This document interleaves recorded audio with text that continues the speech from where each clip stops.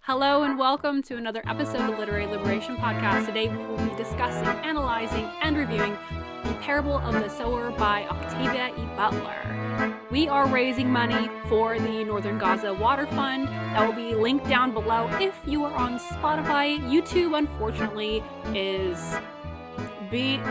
I'm going to trudge on carefully. They're being an unsavory platform. Nothing's changed. They still want our IDs in order to change the description. It's really fucking stupid. Put links in the description. So there will be, there's not going to be any links, anything in the description, really, except... Go to Spotify if you want the links. Go to Spotify. Yeah, Spotify, Apple Podcasts, any mainstream podcast, you'll be able to find it. Sorry. For more content outside of the podcast, please check out our TikTok at Literary Liberation Podcast. Nope, at Literary Liberation. And that's also Instagram and Twitter at LibLib Podcast. I'm your co-host, Mariah, and you can find me at Hungry Right on all social media platforms. And I'm your co-host, Kristen. You can find me at TensTBR on all social media platforms. Yay! This is August. Book read. September. Oh my gosh, I don't know what month it is. It is September. We're like halfway through September. This whole month has been kind of crazy. And the fact that we got through this. Originally, Chris and I had planned to read the duology. And then we very quickly realized that we would be sitting here for like 3 hours probably talking about it. If there's a lot of content in this one, there's probably just as much in the next because I've heard a lot of positive things about it. So this is only covering the first part of the duology. Second part will be coming later this year. So... that's what we're doing. And this was the book that got picked. We picked it for the book club. Book club. On Fable. God, my brain is fried. Because it is Climate Change Awareness Month, whatever you want to call it. And so usually whenever we pick books for the podcast, we try to do themed around whatever like awareness month it is. And this month it is Climate Change Awareness.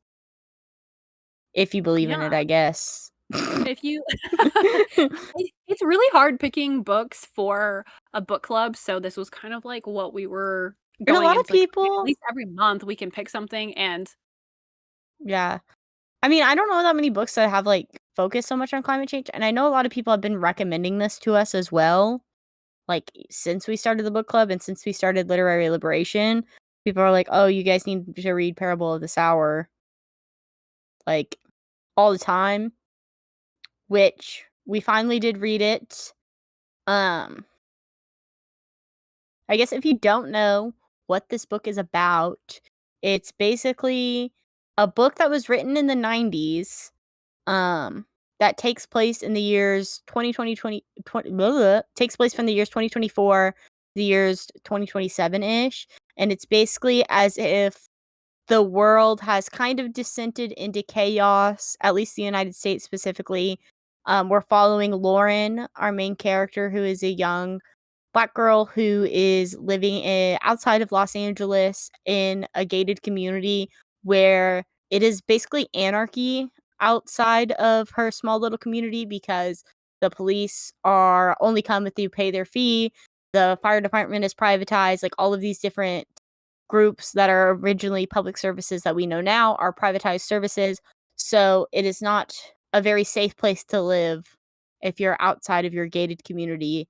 And there's extreme climate change where they're dealing with lots of fires and things like that out in the desert because there obviously is some type of water shortage, which I know like California is like in a drought every damn year. And I'm assuming currently still in a drought at the point of this book.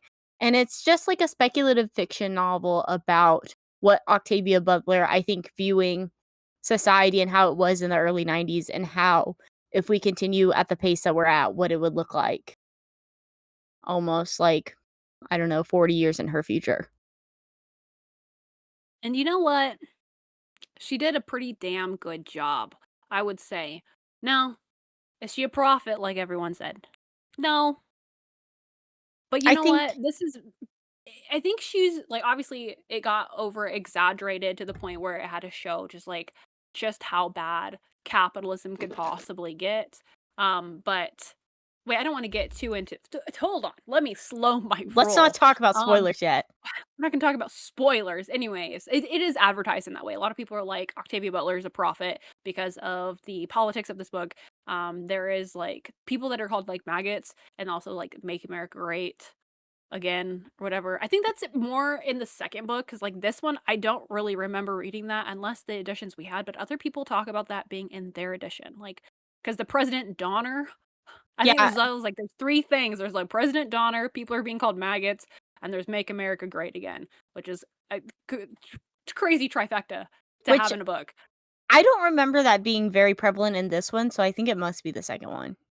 Like, because Yeah, I I just think know people talk about it online. As like Make America Great Again is used in one of them, and it must be in the second one. which I'm imagining it's because we know Reagan was running on Make America Great platform.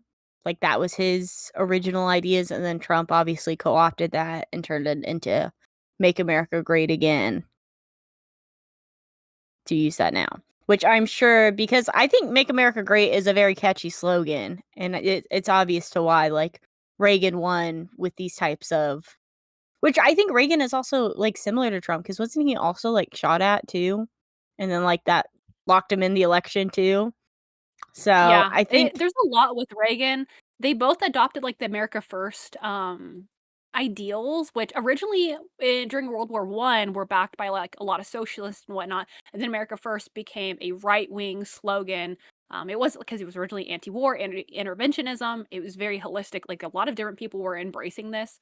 But then it became a right wing thing, and then it became an alt-right thing where it got to like white ethno-state type of folk and groypers eat this up, and given everything that's happening recently, it's interesting. It's yeah. interesting.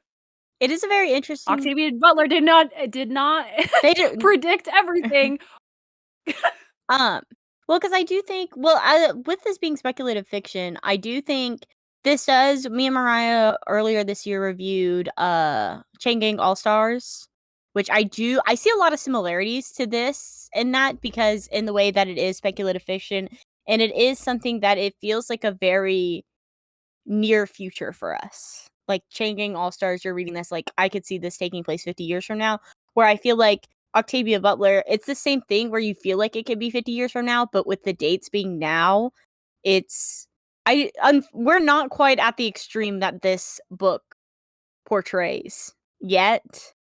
And we can talk about it later too, but I don't know if we will get into that extreme, because I feel like this is more anarchy, less government than what Trump and other current people are pushing with the more government intervention. I will give you. I have a whole breakdown. It's coming later. But this book has a 4.02. Oh my gosh.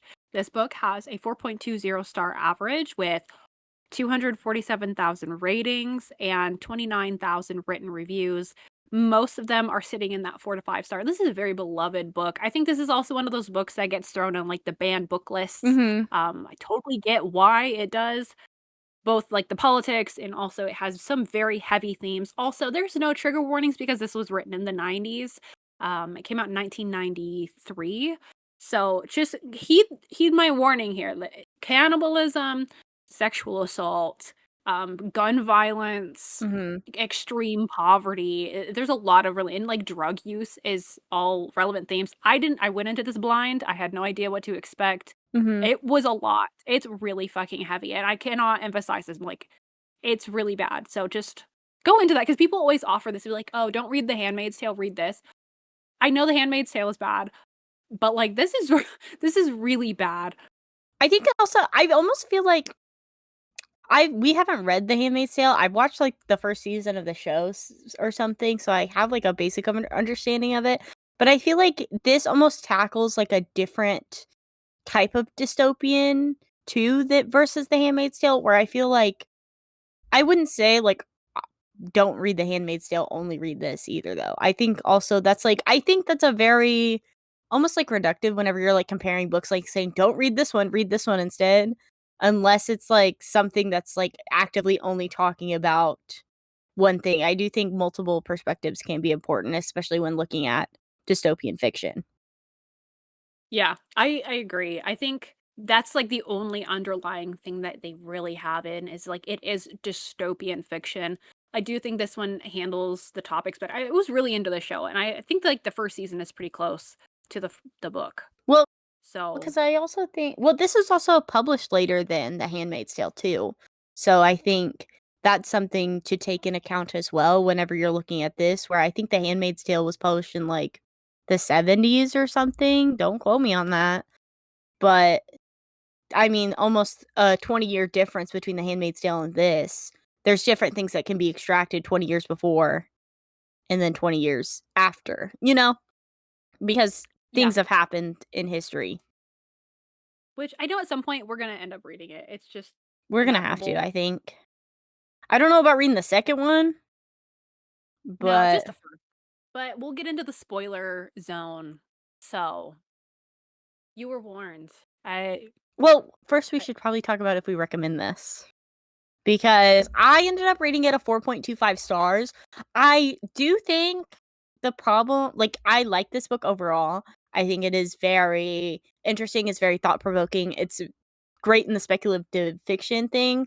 I do think it's not a very fast-paced novel, so if you're looking for something very fast-paced, and I honestly, personally, there were some critiques of, like, the current politics and stuff like that, but I feel like I don't and again, I haven't read the second one, but I felt like it was almost very surface level, at least with our main character, and the way that she's still very young and naive, so we don't get a whole lot of too much critique in ways that I was the way people talk about this, I think it is almost overhyped in that way, because the way that people talk about it is they act like it's, like, the most perfect left-wing book ever to critique capitalism, where I don't think it is that. But I do think it is No, worth the there's read. definitely, like, things missing, at least with, like, the pacing of it because it's handling so much heavy topics, right? I wish that Octavia Butler would have made it just a little bit more. It is hard because, like, the main character is so young, Mhm.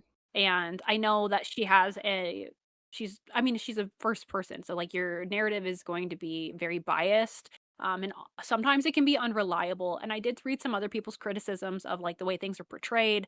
Um, it's I think, like, my biggest qualm with this is I don't think it aged well because a lot of it I don't think this is super spoilery, are centered around, like, escaping to Mars. Yes. That And was something I I had a think big problem that with as well. didn't really age well. I don't know what happens in the next book, but I just think, like, it's a really good. I will recommend this. It's a very quick read despite how, like, slow it is paced. I think it's very important, but I it's think just missing something. I think it does help that it's written from, like, a diary perspective, because 'cause you're basically reading Lauren's diary is how this is written, and so I think that's what makes it more accessible, especially in, like, a classic sense, where I feel like a lot of the time whenever you're reading classics, they can be, like, very heavy, but this is, like, splitting up between, like, the days and what happens each day that she experiences, which I think is nice, and I think the writing style, like, I have no qualms with, like, the way that it's written or anything like that. I just do think that, like, I think just the way that people talk about it online, like, I think it's definitely overhyped because, like, I feel it must be, like, liberals or rad libs that are, like, picking this up, and they've never read any, like, radical, like, nonfiction that really just is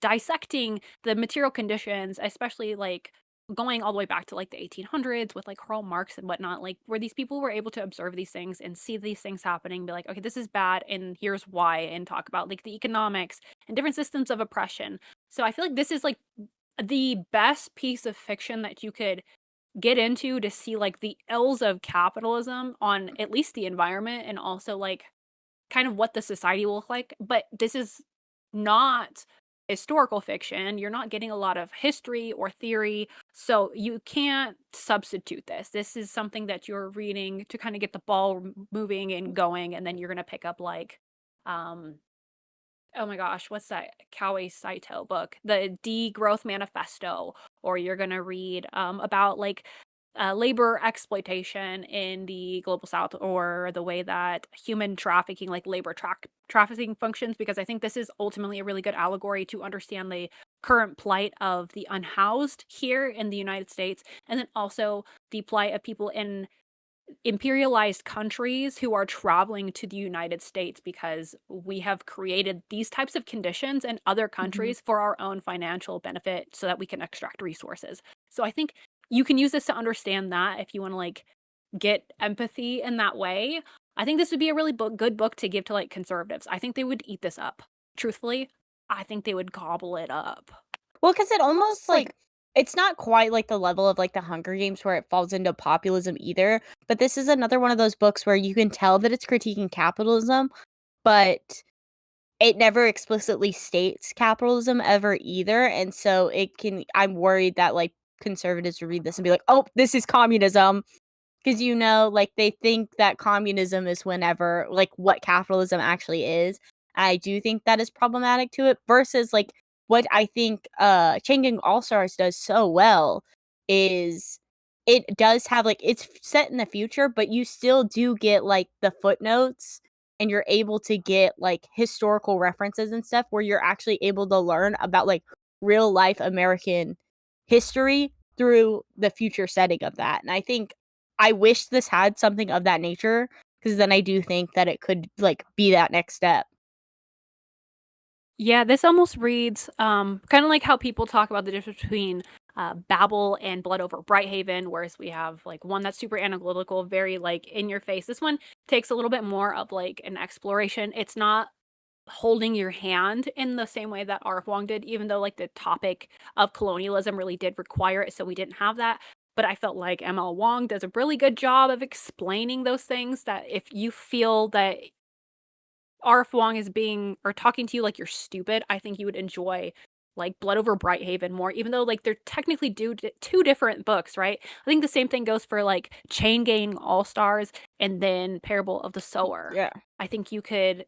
The different types of readers are going to enjoy these, and I've enjoyed all four of these books that I just referenced. But I think there's one group of people like if you didn't like Chain Gang All Stars because you felt it was just like too in your face, try this. I think it might be a good alternative. Or if this one isn't enough, try Chain Gang Yeah. All Stars. Like, I think they're good Yeah. swaps in that way. I'd recommend reading all 4 of them, but I do think I almost wish that I read this before I read Chain Gang All-Stars, because then I feel like this could be a good primer for that, because you're not getting the super historical settings and things like that where you're not learning as much, like, learning where you're, like, getting the actual, like, education points that are in Chain Gang All-Stars, versus this is definitely more of, like, since you're getting a first person perspective, you're seeing it through the eyes of someone of what this dystopian future could look like. And with that, we are in the spoilers. I think that's important to know. I'm sorry if you heard too much, but that's the review. I just finished today. I think I finished Kristen this finished morning. yesterday. Did you finish this morning? Look at Yeah. that. Look at that. Well, I That only was had, good like, 10 timing. pages left to read, and that's, like, another critique too, is that I feel like this was not something that, like, I was, like, dying like, gripping to read, you know what I'm saying? It's something that I could put down and I could, like, read something else, do whatever else, and then I was like, "Oh, yeah, I still need to read this," sort of thing, where it's not, like, something that I was like, "Oh my god, I can't put it down and read it in one sitting," sort of thing. It is something that you kind of read more over time, which I don't necessarily prefer whenever I'm reading novels. I prefer something that's gripping. I'm like, I I wanna bust through it, For me, personally, for my reading. because of how heavy, there's so many instances of like sexual assault and just like violence and murder, and it's so heavy that I was like, I think I'm kind of glad that it was paced a little bit slower, and it kind of like forces you to sit with it rather than just like blast through it as quickly as you can because you're just like the plot is getting you. So it really forces you to sit and think about what you're reading. So I think it works for this, but then there's just some bits about it. I think Lauren is a really hard main character to like, and I had like it's okay, but I didn't feel like emotionally connected to this Yes. character, and I think given what her like diagnosis is of like the The hyper sharing empathy. of this like hyper empathy syndrome that she has, I wish there would have been I more wish to her. I don't I know. think It felt I wish there was more even exploration within that, because it felt very it was always something that was rather like, something that's being told to you rather than showing, I felt like a lot too. I think because that's one way that it being, like, diary entries, it does held back. you don't get to see a lot of this stuff happening. It is very much of, like, telling you what happens minute after minute, which I think is fine to an extent, but I hope the next book is not like a diary entry sort of thing, because I do think that you don't get as much, like, insight to other characters as well, which especially if it's supposed to be such a communal based, like, group of people, like, found family trope sort of thing, that you want your side characters to be just as strong as your main characters, and I do feel like all of the other side characters were much weaker than Lauren's character. Unfortunately, which is because some of them have some really interesting, Mhm. like, backgrounds that they're coming from, like, the different places that they have escaped and, like, why they all kind of get lucky and meet up together. Also, it doesn't always end up working out that way, right? There's, like, events where there are shootouts and they have to kill people, and it's just, like, a really bad situation overall. Mhm. It was interesting to see, like, who went with who and how, like, these just, like, little acts of kindness can make such a difference, and I don't think people realize, like, maybe that's the whole point of this, is just be nice to the people around you. Um, but yeah, it's yeah, I'm gonna leave it I don't know where I was going with that. Well, because I do think what you were saying, because very early on too, we're introduced to Lauren and her dynamic with her family.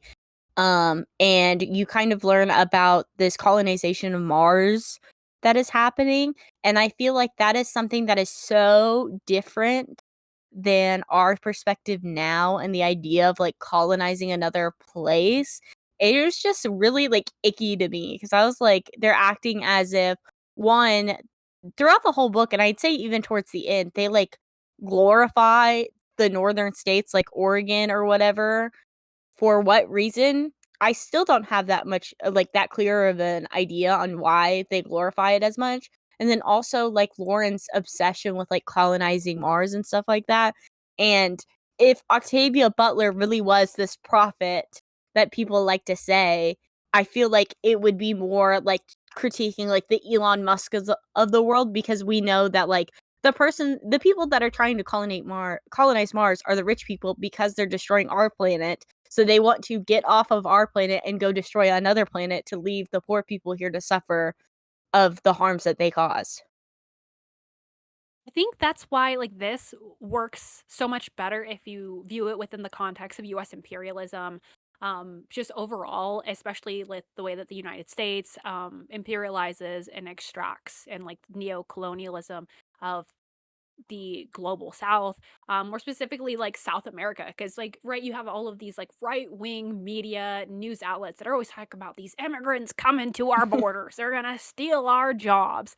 And, like, I remember he was like, why do they want to be here? Because, like, it's like I'm living like shit, Mhm. like, why would they come? But it's so bad based on like what we have done in the imperial core Mhm. to them and their society, that they're just trying to flee to have something that's like more. Like, we always hear about, like, oh, the bread lines and how much it costs to buy, like, X, Y, and Z in these countries that have faced, like, regime change from the United States, and then they get instilled with, like, a fascist dictator, whether this is, like, in Chile or in Guatemala or Argentina, and then, like, these people in these Are countries are coming to the fleeing. United States to try to flee Yeah. that, and I felt like that made more sense for this book politically than just viewing it as, like, America, because it was weird when they were talking about, like, oh, these different countries are actually coming in and, like, starting company towns, and I was like, I don't think that makes sense to me, No. that, like, the US bourgeoisie wouldn't have company towns I already would That's what I was established. thinking. Like, I do agree, because, like, the fact that they were like, "Oh, other countries and stuff like that were doing that," where I would think that's, like, a uniquely, like, American thing to do, first off, to other places, and I think it's interesting to, imply that the Imperial Core would be the first to fall to, like, this chaos and anarchy versus the rest of the world first, because of what we do to other countries with the US imperialism. And, like, the US-backed dictators that, like, propping up Pinochet and, like, Chile and stuff like that, after they have, democratically elected left-wing leaders, and the way that the United States imposes on that, we're acting as if the United States would be the central of that, because I think, one of the characters, Bankole? I guess is how you say his name. Where I don't remember the exact quote, but he does say something like, talking about, like, maybe in other countries they're fine, and like, talking about how other countries are doing just fine, and it's just, like, America that's suffering under this, which I don't think is realistic at all, honestly. At least where we're at. I don't know. We weren't there in the '90s either to view this from that lens, but I am. What I thought was interesting when I was doing research for this podcast episode is that this is written a year before Clinton's like tough on crime bill got passed. Mhm. And I thought that was so interesting in connection to the way that like these like super drugs are on the street that people are taking, which is called like Row or Pyro, and people like painting their face and whatnot. And I thought it was so interesting because like this being published and then like the tough on crime, which if you don't know, like it's Bill Clinton decided to become a Republican. Yeah. This is where blue like MAGA started. It's with Bill Clinton, and he was like, "Actually, we can do it better." And he passed like the biggest criminal like encompassing act to People ever exist. It was huge, and mass incarceration Yeah. was in thing. You have this 3-strike rule where like 3 strikes with drug offenses, you're going to prison for life. Yeah. It's crazy. Like all of this stuff happened. And I think it's interesting seeing how like drugs are represented in this because some people on I'm sorry, on Reddit, because I was trying to find controversy surrounding it, were talking about how they didn't like how the narrative of this kind of depicts these unhoused, like these street, what do they call them, the street poor, as being like these evil people. But I was like, Mhm. if you don't know what it's like for people, like based on like people who get felonies for drugs and whatnot, like your life is fucked. Like you're ruined.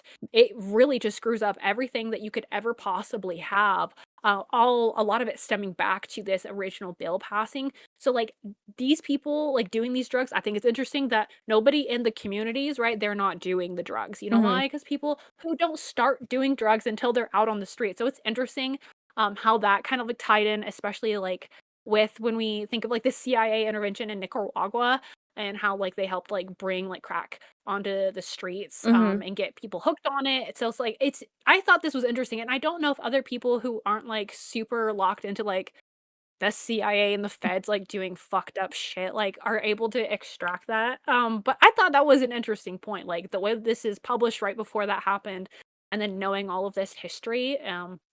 I was wondering if that, like, played into, like, people's misconception on, like, Octavia Butler, because people were like, "She's conservative the way she's depicting this." I was like, "I don't think that's the case. I think it's just, like, Lauren's upbringing and, like, her own bias." Yeah, because I think definitely that's something too because, like, it's very interesting to me the way that their, like, little, like, found family, their little group kind of gets started too because they virtually have no like, obviously, like, you get a little bit of problems with, Mora, and his daughter, like, him going into the group and stuff, which I think his, backstory is that he was a slave at one point, and then he basically, like, ran away from slavery with his daughter and stuff like that.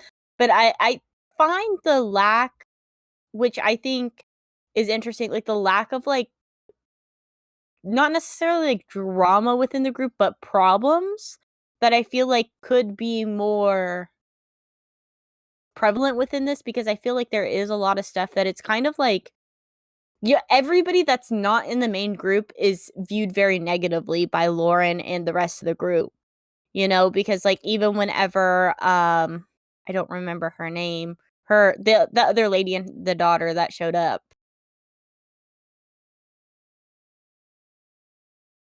I know exactly. It was like I was like, "It's not Zara." Was it No. Emery? Emery? And then Tori Oh, Tori, yeah, Solis? I think that's right. Yeah, yeah, yeah.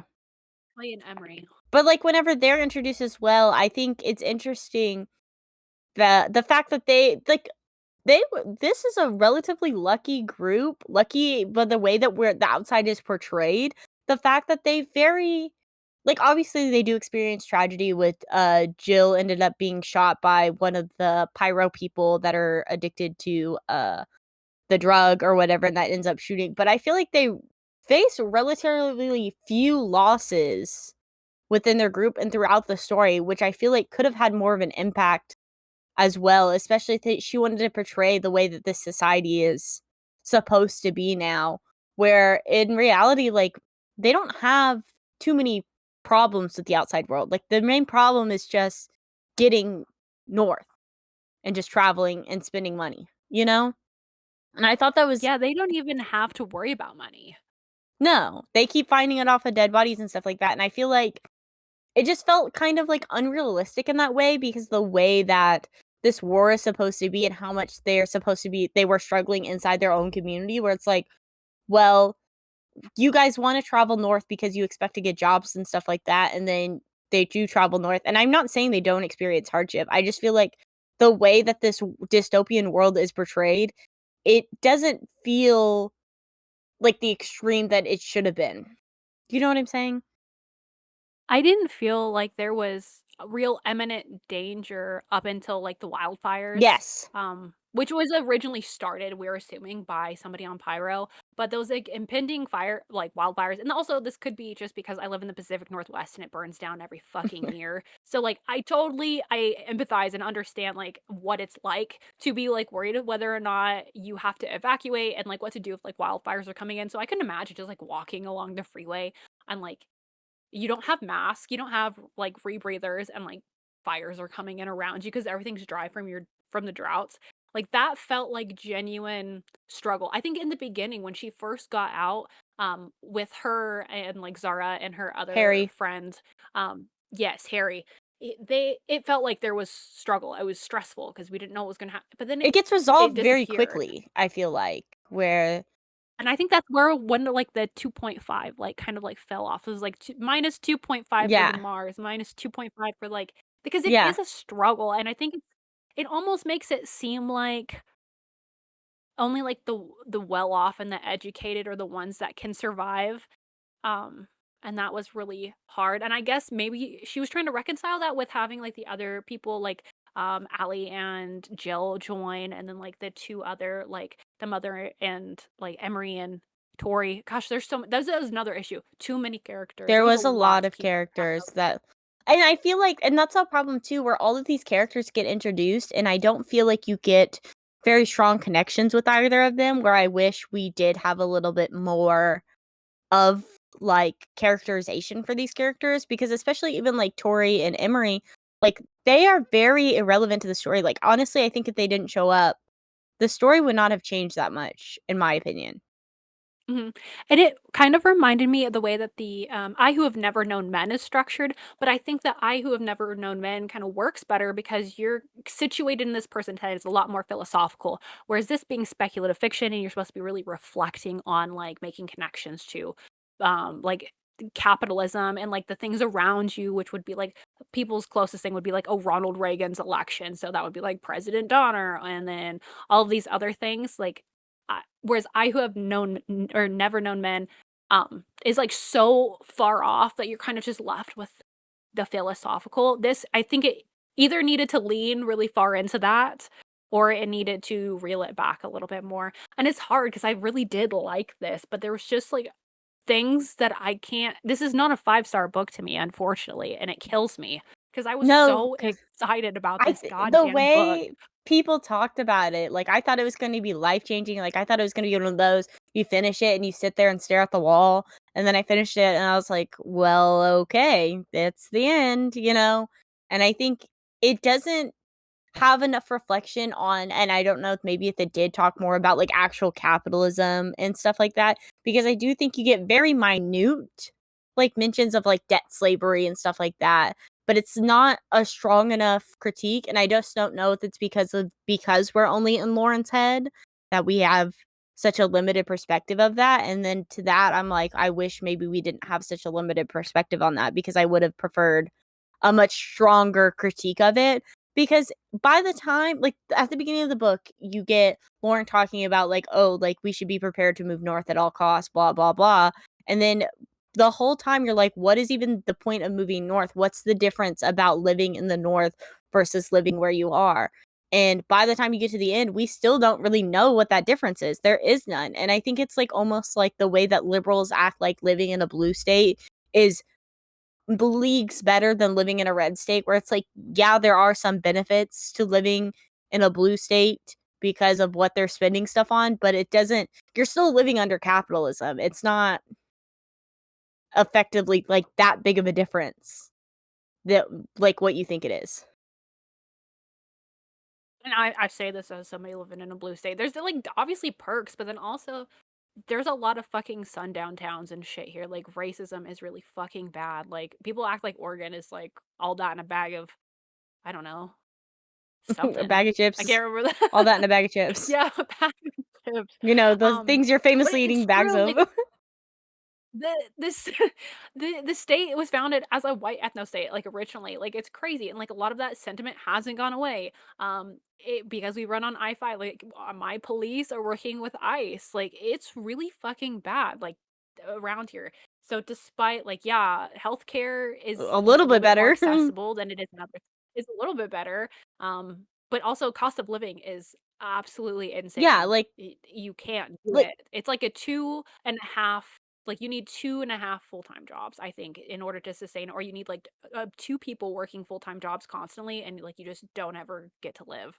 and that's like one thing, like I live in a red state, but I still like the cost of living is much more affordable, but you still do need 2 people to have jobs and stuff to live here.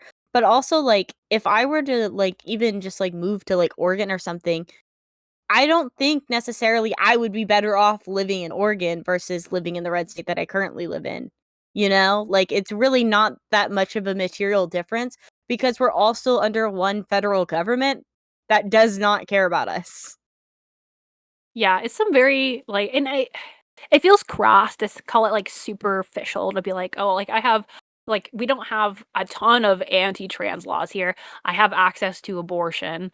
Um, I can't, honestly, I can't really think of anything else. Like, those are, like, the main things that, like, people talk about. Like, Oregon's great, like, you can get an abortion, like, yeah, but there's, like, bigots outside of Planned Parenthood every day Yeah. yelling at you, and I know their names, and you have to yell back at them, and it's Yeah. just, it's a lot, you know? And I guess that's, like, the trade-off, like, "Oh, I have to yell at these people, at least I still have access, I don't have to go a state over," because in other states, like Florida, like, you're either being killed or used as an incubator.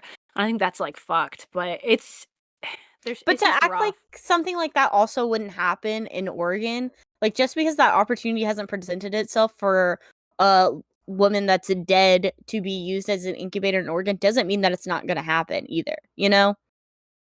I think I like a lot of us have just kinda come to terms with, like, it's, going to eventually. It's going to happen eventually here. Like, Yeah. this is not permanent. It's just a matter of when, so we have to organize now. And I think that's what's so nice about this book is she really is trying, it's like she tried where she lived, but nobody took her seriously to, like, form better community, form better relationships, actually form a plan, what's gonna happen when shit Promote hits the fan. education. Promote education, promote, like, literacy, which was, like, strategic, like, in a late stage capitalist society, like, they're living in fucking Ancapistan, right?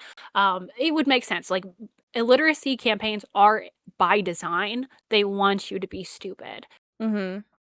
They And don't that's want what you to they're be able to doing read and now. educate yourself. And that's the Like, thing. self-education, that's why in revolutionary countries, the first thing they prioritize is education, and everyone's just like, "Oh, the gulag." So it's like, you know what? I don't know what to tell you.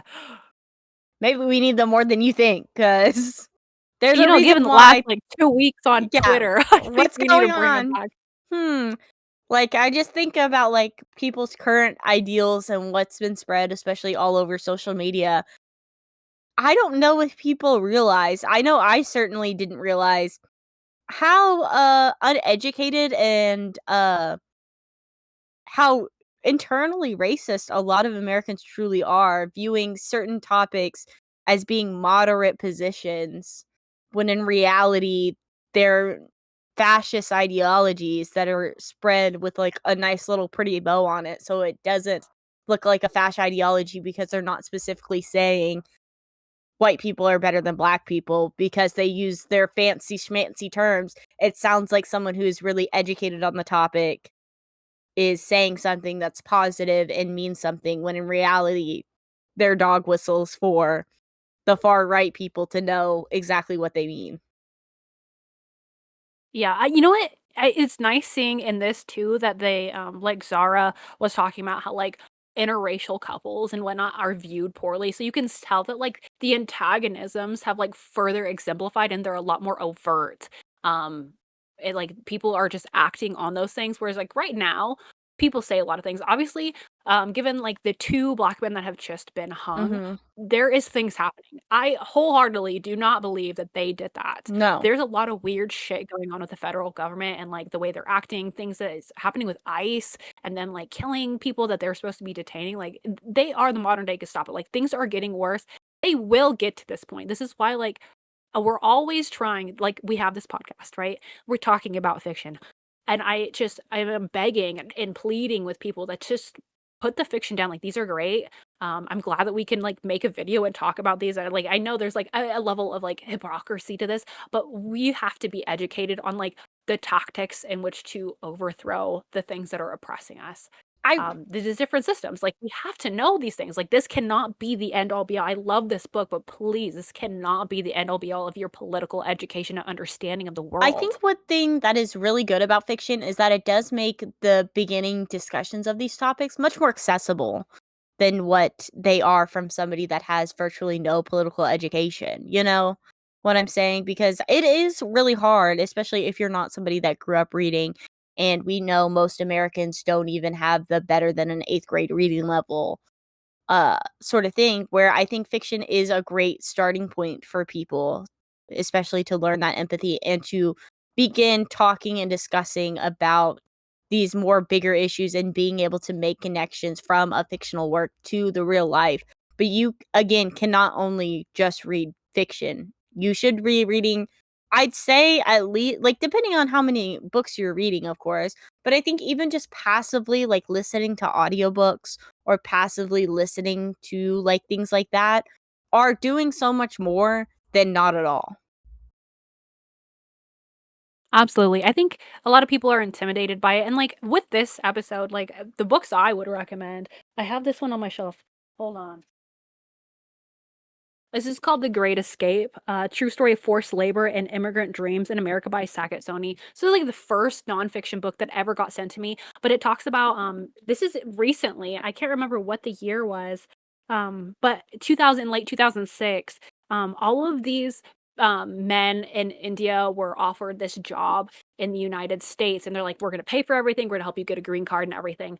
All of this stuff. Like it's like too good to be true. So like they say, okay, I'm gonna sign up, I'm gonna go. They get there and the living conditions are abysmal. Like I'm talking like you are going to get sick living in them. Like the water is bad, the food is rotten. The actual like the beds are sleeping as bunks in tents in like these like I think they were like the big shippers that they go on those ships. Oh, like a Can't think of what shipping those are called. container? Like yeah, like, it was really bad, and then when they're bringing up, like, they're trying to organize and, like, advocate for their rights, they're like, "We're going to call ICE. We're going to deport you, and we're not gonna pay you." So they have no money, no means of escaping, and they're stuck. So I think a lot of people, like, are gonna read this book, Parable of the Sower, and they're gonna think back to, like, the company towns, but I think a more contemporary example like this that you can understand, like, this is still happening, and I'm willing to bet that it is happening today. There's no way that it's not. But it's not But gonna they be ended up, like, public marching knowledge. all the way to Washington. It's crazy. It's a really great story,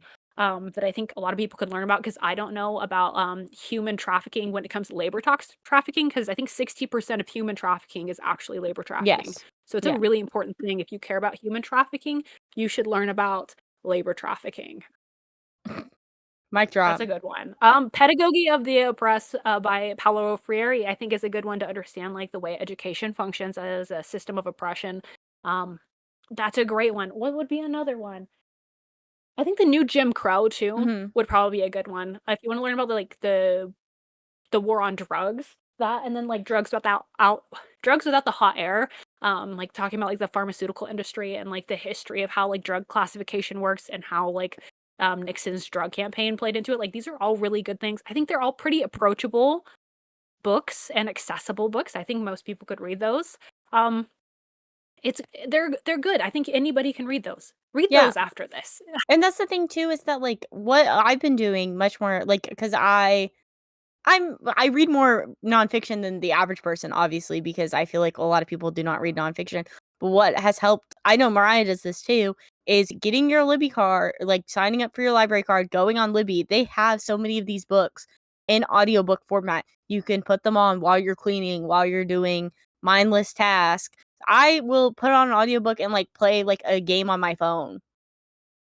Like, I'll be playing Subway Surfers listening to this, and it's just something that's so passive because nobody is quizzing you on any of this information too, and I think that's one thing that, like, scares people is because they act like this is something that they're going to be, like, quizzed on or, like, having these super deep discussions on, where it's like, this is nothing that, like, you don't have to retain 100% of the knowledge, but even retaining 20% of this book that you're reading is much more than doing absolutely nothing. Exactly. That's all I It's true though, like, if you don't remember everything, like, oh, Read well, it just go again. back through when Yeah. you need to, Yeah. go back through different sections, like, you're gonna remember more the second time around, you're like, "Oh, yeah, it was in this chapter, this thing happened." Um, I'm trying to think if there was anything else within this book that we wanted to spend time and talk about, but I think we covered all of the main points that I had, my qualms and quibbles with the book, Yeah. and I guess I It don't know, it's because we finished this early, we don't know exactly what the book club is thinking on it. I don't have the Nobody else I app was or the anything. only person that put my rating in whenever I put it in this morning, so there's that. But I just think I think because this is probably the most recommended book we've had on anything on the podcast related. I don't know if you think there's another one that's been recommended more. This one is always recommended. I I always see this. Um, what would be another one when it comes to this type of thing? Obviously, I think the Buffalo Hunter is gonna be, like, the next one that falls in line with this type of book. but I feel like I like Buffalo Hunter x Hunter much more than I Yeah, like I this think you one. like that one a lot more than this But one, that one but also is, I'm trying again, to more think. action-packy because, like, again, that's what I like to read in my fiction is I like very fast-paced, action-packed. I mean, you can see if you're watching the video behind me, I got a whole Dungeon Crawler Carl display, Six of Crows, Shadow and Bone display. Like, I like very fast-paced novels and stuff like that. I think this does have very good critiques of society. I just the way people talked about it, I just expected so much more. Like, they were acting like this is gonna be a life-changing read, and unfortunately, it's just not quite that. It's just like, I read it, and I'm glad I read it, and I will recommend it to other people that are looking for something similar, but I don't think that this is something that I'll be like, "Oh my god, I have to, like, sit down and reread this," versus other books that I would much rather, like, reread and reconsume that story again. Yeah, I'm curious. I didn't really like we didn't talk about any of the reviews because I didn't feel the need to go through and read like the 1-star reviews because it's just gonna Is be it like white reverse people racism crying. or something Oh stupid? my god, they said that. Like something fucking stupid. I Yeah. don't know. Um, yeah. What's next? What's next on the podcast? What's going up? The I think Haunting of we Hill are starting House? spooky season. Yeah. Haunting of Hill House. We are By doing, Shirley which is a Jackson. classic. This is gonna be fun. I Um, guess we're doing all classics, huh? This is like because we're doing a bunch of stuff. Like this is a classic, I think technically considered. We did do a lot of classics this year. It We was are like doing a lot classics and, like, more. new releases. Yeah, which I know. And then we're planning on doing maybe not like what we did last year, where we did an episode every week. For Halloween time, but we are planning on doing two spooky read, and of course we got to finish up Carl. Um, because that's what we've got going on, but I think the next is The Haunting of Hill House, which I never is that the one that one's got the show too, right? The Yes. That was the first, like, I watched, what's his whoever's name? the director. Mike something, I think. The Midnight Mass guy. I've seen Midnight Mass. Yeah. The Haunting. It's like Mike something, I think. Um, Mike Flanagan. Um, yeah, Fall which of the House of Usher too, I think is another. Did yeah, Shirley that's one of Jackson his. write that? No, that's Edgar Allan Poe. Oh, It's, the Haunting of Bly Manor is the TV show, and then it's based off of one of her other books, I think. The Haunting of Bly Manor is based off of that's based off of The Turning of the Screw by Henry James. I don't know, but that's the guy. He does like all the horror Netflix shows and stuff. Which have you watched The Haunting of Hill House TV show? Yes, I have. I Oh, watched it years ago. well, maybe I'll watch the show too before we do the book. I really enjoyed the show when I watched it, but I think The Haunting of don't know, Bly it was a long Manor time is ago. that the one with the lesbians, or does this one have the lesbians? I don't think there's lesbians in this one. Okay, so I think it's The Haunting of I Bly Manor has the wish. lesbians. I think Victoria Peretti plays a lesbian in one of these shows. But I guess other Alright, than well, that. Oh, did you want to say something? Go ahead. no, I don't have anything. Join the book club if you wanna read along with us. We haven't put up Yeah. our poll yet, so if you'd like to So, participate in that, we're gonna find some spooky books, I guess, to throw in there. which we already have that list. Mariah just got to put the poll up. Other than that, thank you and good night.